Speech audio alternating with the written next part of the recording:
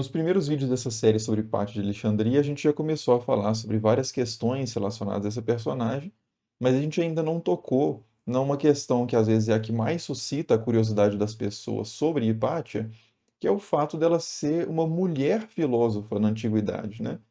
E muitas vezes é a única mulher filósofa que a gente conhece, que muita gente conhece, e gera essa questão, gera essa dúvida de se era algo comum ou se não era algo comum, como que Hipátia conseguiu se destacar como filósofa no contexto no qual ela viveu?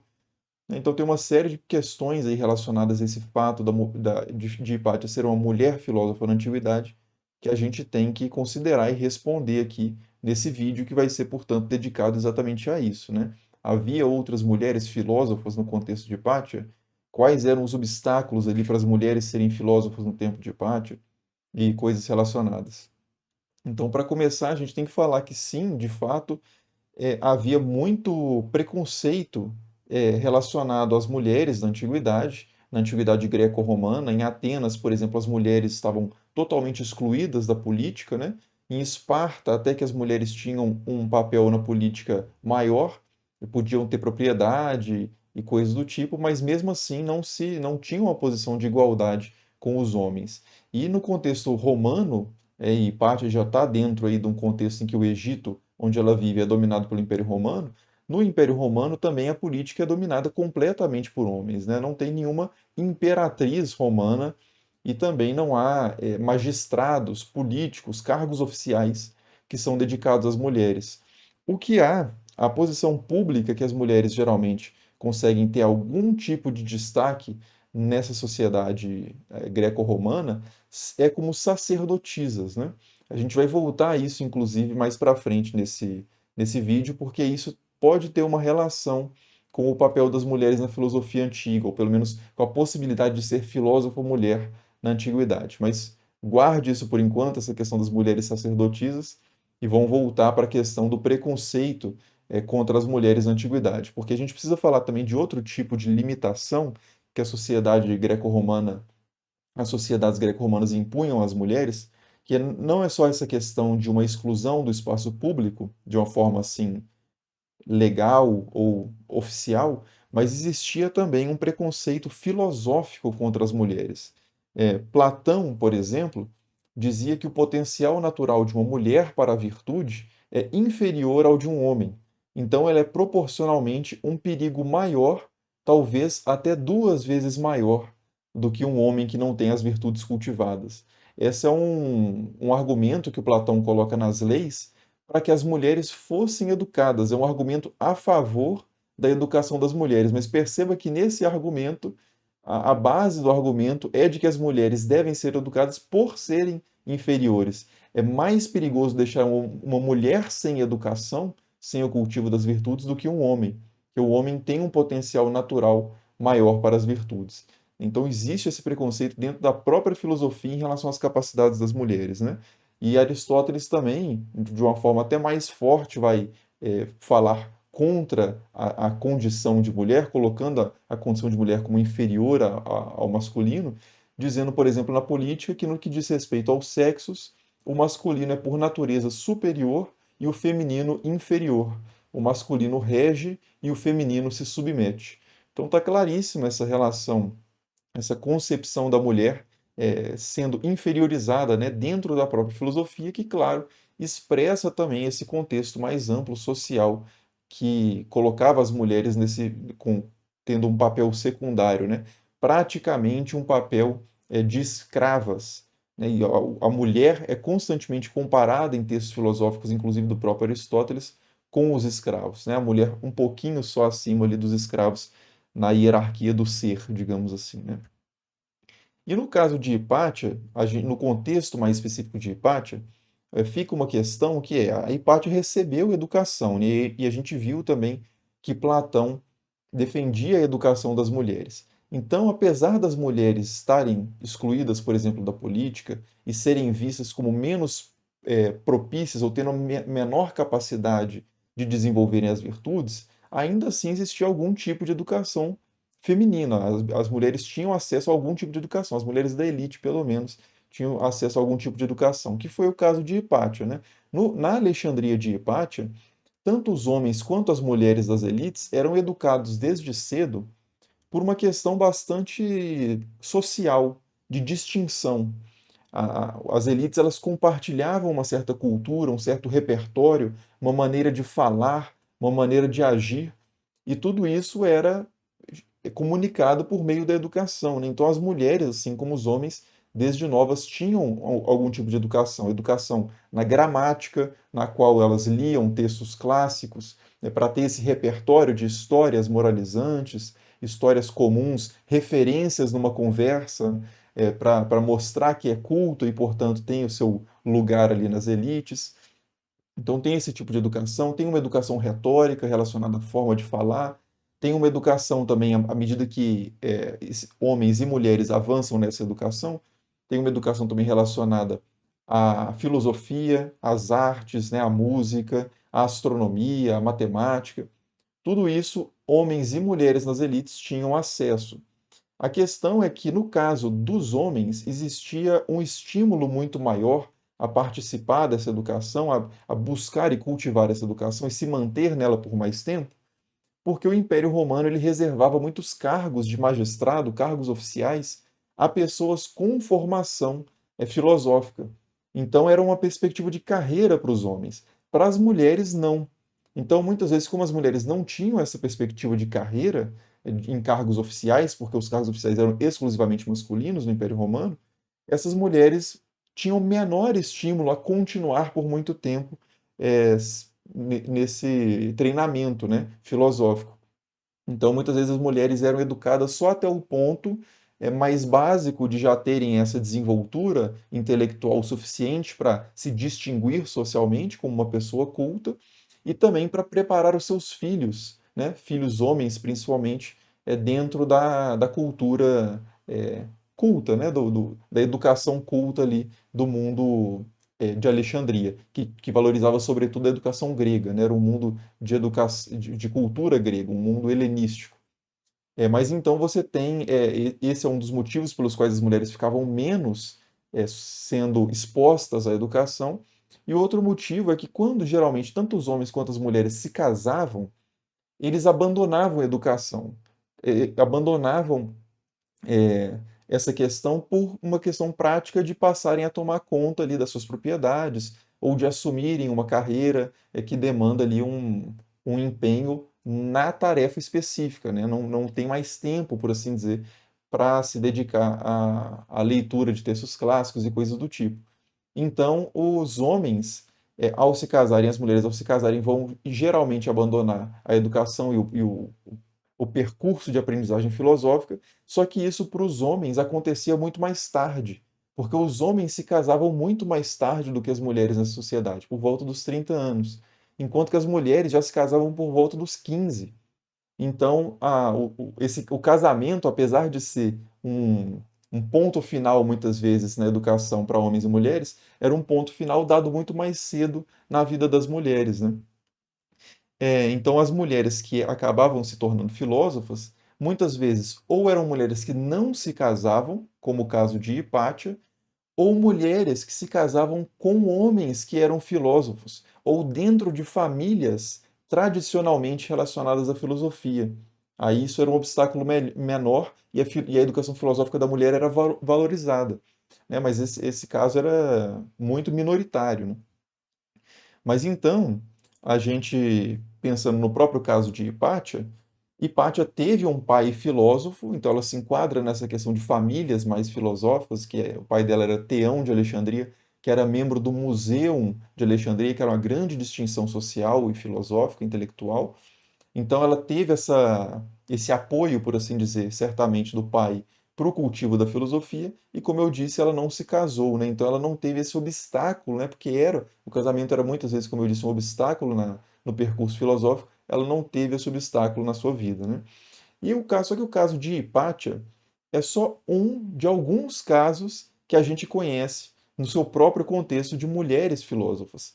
Então a gente pode agora passar da própria Hipátia para as suas irmãs, por assim dizer, para as mulheres filosóficas que pertenciam à família da filosofia, por assim dizer, de Alexandria, que a gente conhece pelo menos três do próprio contexto de Hipátio que se dedicaram e se destacaram na filosofia a ponto da gente saber, mais de 2000 anos depois, que essas mulheres existiram, né? Para uma mulher se destacar na filosofia a ponto de ser da vida dela ser registrada ou comentada por outros personagens, geralmente homens, inclusive, né? Ela realmente tinha que se destacar de forma é, significativa. Então, algumas dessas mulheres são, né, que eu vou trazer pelo menos três aqui, uma delas é Pandrócion de Alexandria, que a gente sabe que foi uma matemática, ela é um pouco mais velha do que Hipátia, inclusive, uma geração anterior a Hipátia, então a ideia, inclusive, de que Hipátia é a primeira matemática é uma ideia falsa, porque a gente tem poucos anos antes Pandrócion de Alexandria, que era uma matemática, e é uma matemática que a gente sabe que discutia com outro matemático de Alexandria, que é Papos de Alexandria, um dos mais importantes matemáticos da antiguidade, sobre formas de demonstração das raízes cúbicas. A gente sabe que esse é pelo menos um dos problemas que Pandrócion se dedicou a ele. A gente sabe também que ela discutia com esse filósofo sobre as próprias definições de o que é um problema e um teorema na matemática, né? Meio que uma filosofia da matemática. Então o Pappus ele comenta, ele argumenta contra os alunos de Pandrócion no seu livro mais famoso, mostrando que a Pandrócion não só se dedicou a esse assunto, mas era também uma mestra, né, que formou muitas pessoas expressivas dentro da comunidade matemática de Alexandria, a ponto desse grande matemático, Pappus, comentar e dedicar uma parte do seu livro a tentar combater os argumentos dessa escola de Pandrócion, né? Então existe aí essa relevância já reconhecida no próprio tempo em que ela viveu, das suas capacidades ali matemáticas e filosóficas de uma forma geral, porque, como eu disse, a matemática e outras ciências estão inseridas nessa ideia mais ampla que é a filosofia, conforme a gente comentou no vídeo sobre filosofia antiga, né, sobre o que Hipátia ensinava. Outra figura que a gente conhece que é muito interessante é a Sosípatra de Pérgamo, que, segundo fontes antigas, teria nascido numa família bastante rica e aos 5 anos de idade ela teria sido levada por dois caldeus, né, duas pessoas ali do sul da Mesopotâmia, para ser iniciada nos mistérios filosóficos e religiosos dos caldeus. Os caldeus tinham uma fama nesse período de serem guardiões assim e reveladores de uma sabedoria ancestral e muitos filósofos neoplatônicos, inclusive, tinham como texto sagrado praticamente os chamados oráculos caldeus, e tinha, portanto, essa relação muito íntima entre magia, teologia, filosofia, de uma forma geral, né? Como a gente até, de certa forma, falou um pouco no vídeo sobre o que Hipátia ensinava. Mas a Sosípatra ela teria sido então levada por esses caldeus e depois de muitos anos ela teria sido devolvida à sua família e ela volta com vestes cultuais, sacerdotais e uma coleção de livros secretos. E a partir daí ela começa a exercer esse papel, ocupar esse lugar de filósofa, de sábia, de mestra, no contexto ali do qual ela vai passar a viver na cidade de Pérgamo. E segundo Eunápio de Sardes, que é uma das fontes que a gente tem sobre Sosípatra, ela podia explicar e recitar as obras dos poetas, dos filósofos e dos oradores, e aquelas obras que outros compreendem apenas de forma parcial e vaga, ela podia explicar com calma, serenidade e sem esforço. O Eunápio de Sardes também coloca que Sosípatra foi uma colega de outro filósofo, que é Adécios, que ensinava em Pérgamo, né? E também atribui vários prodígios a Sosípatra, prodígios assim meio que mágicos, né? Por exemplo, teria tido um episódio em que Sosípatra interrompe a aula porque ela sente que a carroça de um amigo tinha capotado a vários quilômetros de distância, vários côvados de distância e realmente os alunos depois verificam que isso realmente tinha acontecido. Tem outra história também que um aluno teria tentado enfeitiçar Sosípatra para que ela se apaixonasse por ele, e a Sosípatra, com a ajuda de outro filósofo, que é Máximos, consegue também repelir esse feitiço. E essa história é interessante porque ela diz não só sobre essa questão do lugar da magia na filosofia antiga, mas também sobre como que as mulheres filósofas, as mulheres que ocupavam esses espaços de referência intelectual e espiritual, eram alvo dos alunos ali animadinhos, né? Como tem o caso lá da Hipátia, tem a história de Hipátia do pano menstrual, que eu contei lá no terceiro vídeo da série. Aqui a gente tem também outro aluno tentando investir ali sobre Sosípatra, né? Então, com certeza, era um incômodo adicional aí para as mulheres, né? As mulheres que se colocavam nesse espaço público, onde geralmente as mulheres não estavam, né? Acabavam sofrendo também com esse tipo de assédio, né? E finalmente uma terceira figura também bastante relacionada a esse universo assim mágico, que como eu disse está imbricado na filosofia antiga, em várias correntes da filosofia antiga, é a Asclepigênia de Atenas, que era a filha do filósofo Plutarco, e segundo conta o livro A Vida de Próclo, que é um filósofo neoplatônico do século V, a Asclepigênia teria sido a mestra de Próclo nas artes teúrgicas, né? Na arte de fazer os deuses agirem a favor da pessoa, né? Que é algo que está relacionado à filosofia neoplatônica desse período. E a Asclepigênia seria uma mestra, inclusive, na chamada sexta virtude filosófica, a mais alta virtude filosófica,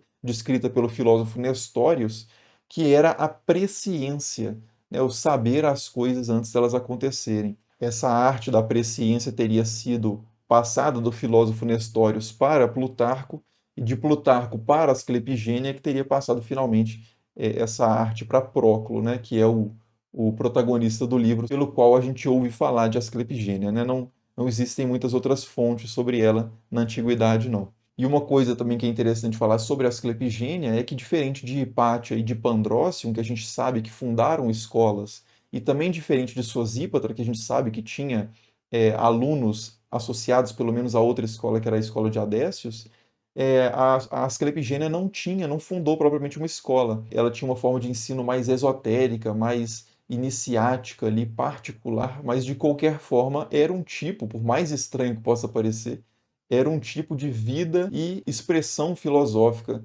desse contexto no qual Hipátia viveu, nesse contexto da filosofia antiga greco-romana ali da antiguidade tardia. E aí voltando àquela questão que eu ressaltei, né, de que as mulheres lá nas sociedades greco-romanas tinham um papel público muitas vezes como sacerdotisas e era nesse espaço geralmente que as mulheres conseguiam ter alguma proeminência, a gente pode ver que as mulheres que a gente tem notícias sobre elas na documentação antiga, como a Asclepigênia e a Sosípatra principalmente, são mulheres associadas a coisas um tanto sacerdotais, né? A comunicação com os deuses, a comunhão com os deuses, o intelecto como resultado de uma revelação ou de uma tradição de pessoas que portam essa revelação, né? Então, curiosamente, existe essa relação muito forte entre atividades sacerdotais e atividades filosóficas, e talvez por isso essas mulheres poderiam aparecer ali como figuras públicas sem despertar tanta estranheza